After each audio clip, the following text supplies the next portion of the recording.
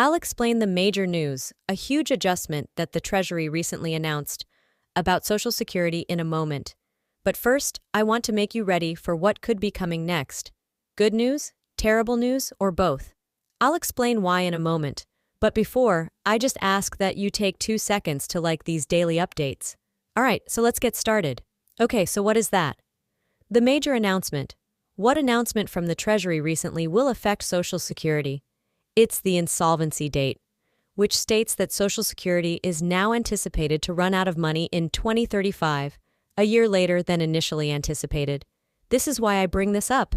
And the reason this is good news, or potentially good news, is because Social Security, perhaps as simple as it sounds, the Social Security Administration has discovered out a means to extend its finances. It's possible that they're doing better than expected because they were able to figure it out, extend their reserves, and avoid going bankrupt in 2034. First, it is now estimated that you will only lose 177% of your benefits in 2035 rather than 23%, which is a significant difference. The second piece of information is that it is now expected that it will be 2035. Large, but this is why it might not be good news. What is the rationale behind this? How did we get from expecting a benefit cut of 23% and an insolvency date of 2034 to 2035 and beyond? Merely 17% of the population believes that we have been misled throughout, and this has always been the administration's method, regardless of whether it was the present administration led by President Biden, the previous administration led by President Donald Trump, or even the Obama administration before that. Many people ask the administration, have we been lied to this entire time? Next, they wonder if anyone has taken any action to delay it. Finally, and perhaps most importantly, by delaying it by a year, lawmakers will have more time to consider the issue. Recall when I said we were approaching the deadline to find a solution for Social Security? Well, guess what? By delaying the insolvency date by a year, it gives us an extra year to try to come up with a solution. Good news and bad news, let's read this. It says that a better economic outlook has helped shift Social Security's estimated trust fund depletion date to 1 year later, says experts nevertheless feel now is the time to act. Wants Congress to act in order to avert an impending shortage. The issue lies in the fact that delaying it by a year will prevent Congress from acting quickly. Instead, they will take priority over other matters. There will be a cut to Social Security. The back burner, correct? They're simply going to push the can down the road.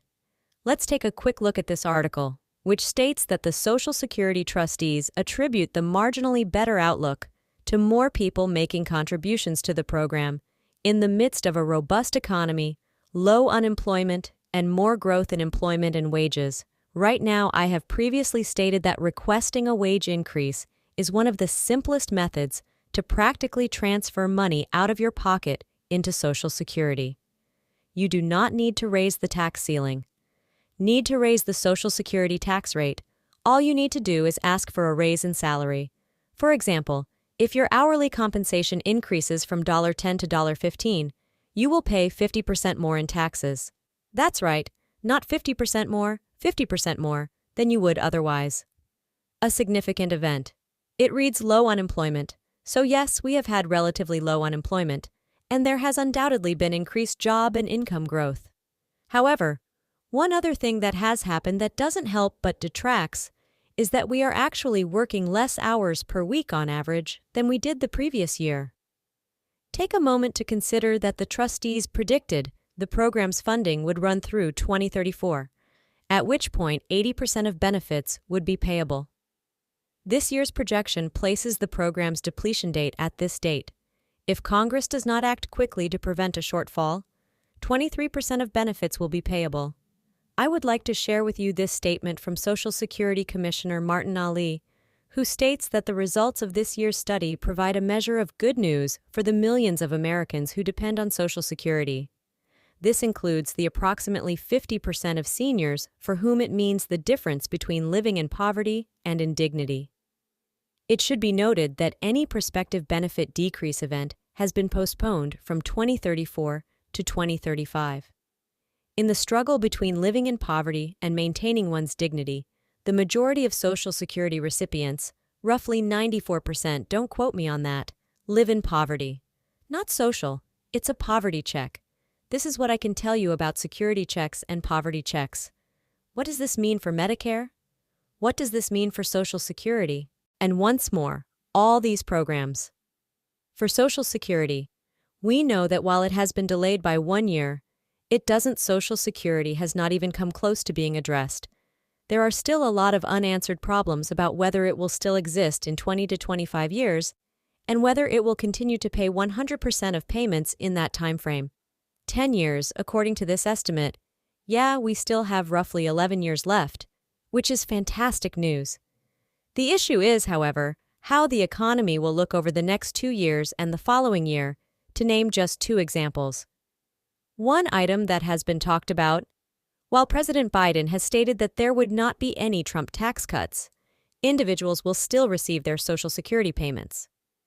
However, the American people will also pay higher taxes. So do we believe we can raise taxes? To most lawmakers will likely declare that we cannot do both at the same time, even though we could do one not at the same time.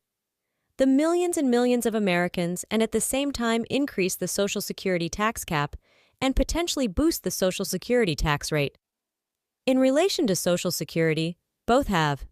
The research indicates that Social Security has not been preserved, but rather that the economy is evolving and has been for some time. However, the report also claims that the economy was robust and doing well once more. Remember this: the Social Security trustees attributed the minor improvement in outlook to more people making contributions to the program in the midst of a robust economy. Similar to what happened during the pandemic, the economy is currently strong, but thousands of people are losing their jobs. We recently received a new report from Tesla, which had stated in April that it will lay off 10,000 of its 100,000 workers. However, the business has since stated that it may have to expand that number to an additional 10,000 or 20,000. Given that Tesla employees make between $100,000 and $300,000 annually, it represents 20% of their workforce that they will be laying off. However, keep in mind that Walmart is also terminating employees, and fast food restaurants are closing their doors and laying off workers. Layoffs due to their efforts to increase productivity and maintain profitability are 2 significant factors. Therefore, those 2 things alone will have an influence on Social Security, whether it happens now or not next year. Impact us soon, so we'll see what transpires going forward. All I can say for now is that big news was announced today regarding his Social Security, which will become solvent 1 year later than anticipated. This may potentially be good or bad, so we'll have to wait and see. We're getting closer, so if you have any questions at all, please ask them in the space provided below. Thank you for watching, and please consider subscribing. I'll see you on the next one.